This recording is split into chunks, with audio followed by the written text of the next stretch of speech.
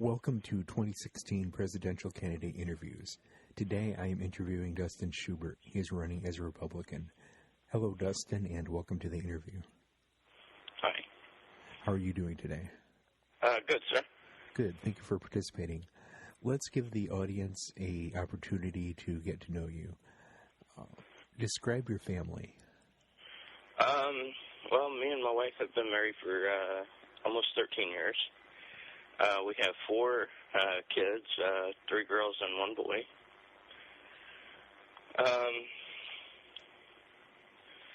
We're a Christian-based family. We love enjoying travel and how everything works in our country, and that's a little bit about my family. All right, describe your employment and your work experience. Right now, I'm not employed. I got hurt while I was on active duty. We right now are being like an evangelist. We go from church to church to church, ministering to people in different areas of the country and all, and we enjoy it. What are your hobbies and interests? I like going and doing things with my kids. That's one big hobby. I enjoy hunting and fishing, watching football, basketball, stuff like that. That's pretty much my hobbies and interests. Okay. Do you have any favorite restaurants to eat out? We like to go to like IHOP, Applebee's, Golden Corral. With being a big family, it's kind of hard to get everybody to get what they like to eat. Kind of cornered them together to get them to go to one place. But those are some of the interests, the food places that we do like to go grab a bite to eat from time to time. Do you have a favorite fast food joint for when you're really on the go? McDonald's and Taco Bell. Right. Favorite junk food? For me, it's chips. Okay. Any favorite TV shows and movies? I like watching the new series Once Upon a Time. It gives you a different take on like those fairy tales that we grew up with, and I enjoy watching those shows like that. All right. Do you have any pets? We have 4 cats and a dog. And the final one, name a song you consider a life anthem, a motto, something that represents who you are. American Soldier by Toby Keith. Right. And now for the issues-based questions. Why are you running for president? I'm running for president to bring our country back from the despair and back to a country with morals, to help balance this budget that we have and lower this national debt by cutting spending. I believe as a nation we need a good leader and a strong leader. Okay. What abilities would you bring to the office of president?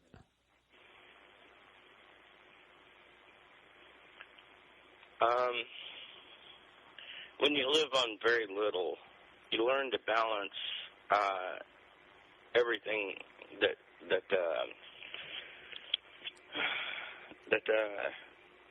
surrounds you, like everything from your finances to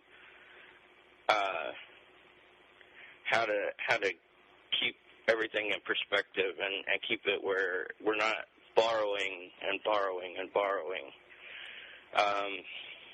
We have to learn to only spend out what we can use, what we have on hand.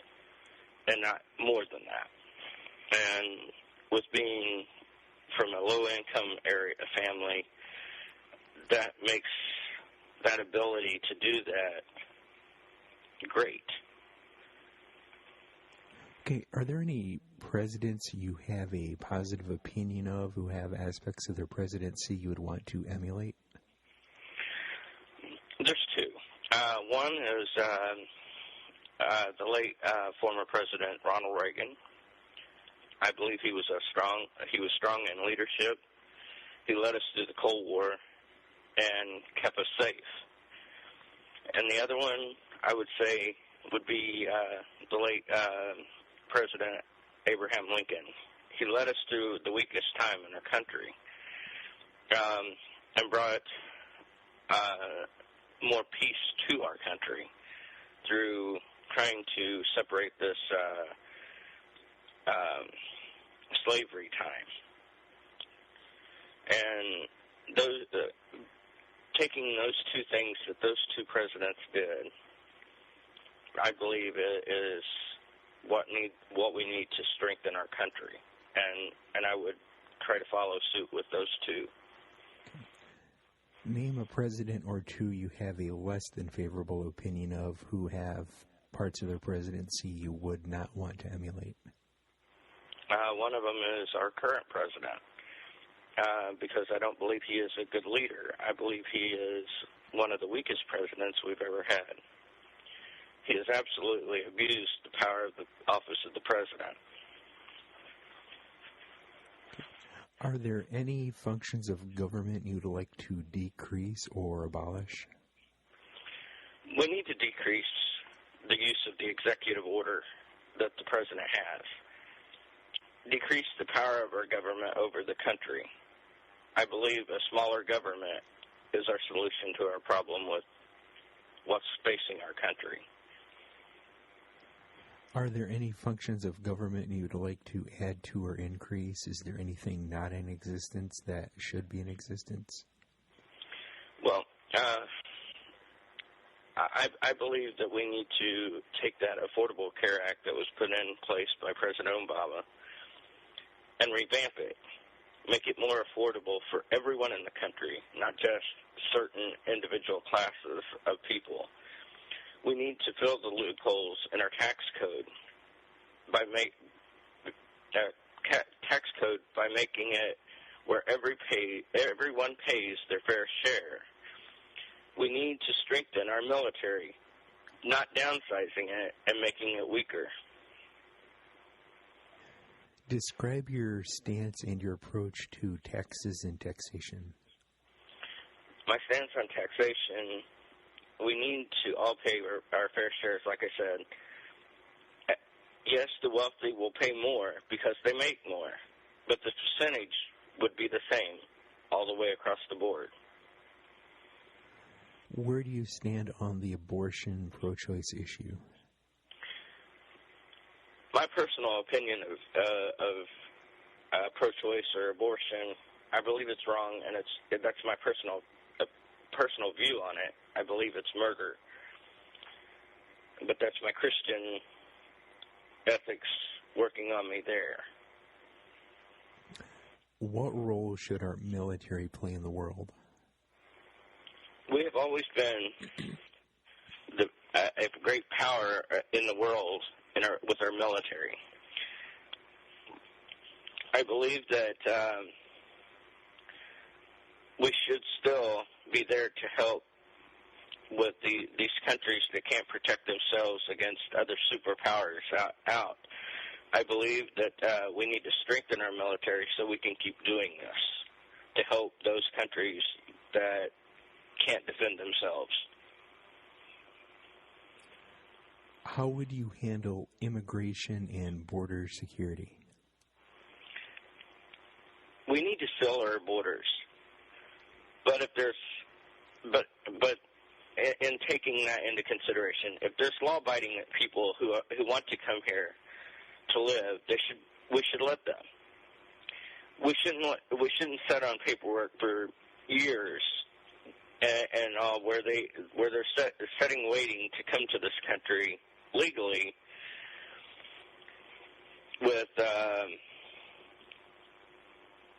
waiting on their papers, because I know people that are waiting to get to come to this country, and they've been waiting anywhere between 5 and 10 years to get here.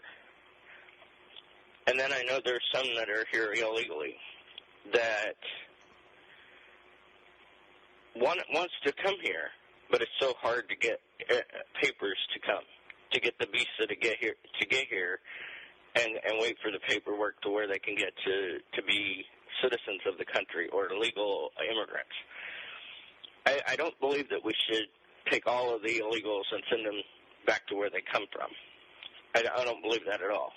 I believe that we need to take the ones that are not law-abiding citizens, other than them being illegal here, and if they're causing problems, or they're causing headache or mass casualties or something, send them back, prosecute them and send them back, deport them back. But we can't take and go around the country and go, oh, you're illegal, we're going to send you back. Oh, we're going to send you back. We can't do that. That would cost too much money to do that. We need to take and seal the borders where they're not a swinging door, but get them where those people that want to be here legally can be. I also believe that our fight is not with the Hispanics. It's with the members of Al-Qaeda and ISIS that want to come here to destroy our country. That's my point. How do you perceive the issues of discrimination and race in our country? I believe racial discrimination is alive and well in our country, and it needs to stop. I believe there's only one race, and that is the human race. Yes, we do face challenges with racial discrimination in our country, but I believe that if we work together, we can squash this and work forward. What role should the federal government have in healthcare? I believe that we should make it affordable, because there's too many people out here in our country that can't afford to go to the hospital if they're sick, or they break a bone, they can't get it set right. We need affordable health care. But I don't believe that the government should go, you have to have it or we fine you. Like the Affordable Care Act that President Obama put in law is saying. I don't believe that at all. But I believe that we should make it affordable, where everyone has the ability to have health care. What priority would you give repair of infrastructure? We as a country need to go back to our original vision that our forefathers had for this country. I believe we need to repair that gap and learn to preserve it as a whole country, not just as the government. Some people think there's a conflict of interest between upholding personal liberties and freedoms and the right to privacy and gathering intelligence to fight terrorism.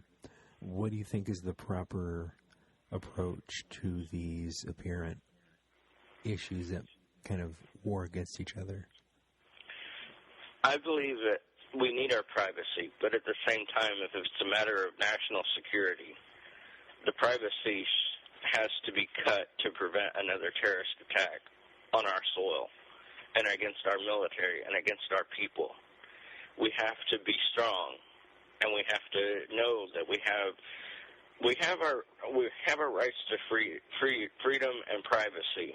But if it affects the way of our life, we have to bend the rules a little bit to make sure that we're safe. It's at the end of the interview now. Are there any other issues you would like to discuss that have not been asked about yet?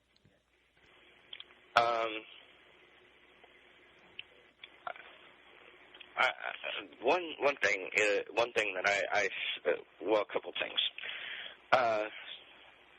first off, this Iran bill, nuclear bill, I believe that we need to cut ties with that, and not let that happen. I know it's probably going to, but we need to cut that, because if we don't, Iran is a country that just wants to completely overrun us, and I don't believe we should let that happen. The second thing is this gun control stuff. I don't think we should tell people that they can't have their weapons, or we need to make tougher laws involving guns. I believe we need to make tougher laws to help prosecute the offenders of that, because the people that are criminals, they're not going to abide the laws anyway. And I think that we're, as American people, we are tired of hearing gun control, but we're going to let Iran have nuclear weapons. That don't make sense. Okay. And time for some closing remarks. In 2 minutes or less, tell us why we should vote for you. I believe that the people should vote for me because I possess something that could help lead this country out of the financial hardship, out of the rut this country is in. We've been without a good leader for several years now. It's time to get back to the basics, back to what the forefathers put us at. And I'm willing to work bipartisan across the aisle to help get this country back on track and get it back to where it's supposed to be. Okay, thank you for participating in the interview. Thank you to my listeners for listening. Be sure to check back in the future for more candidate interviews, and remember to keep informed and keep involved.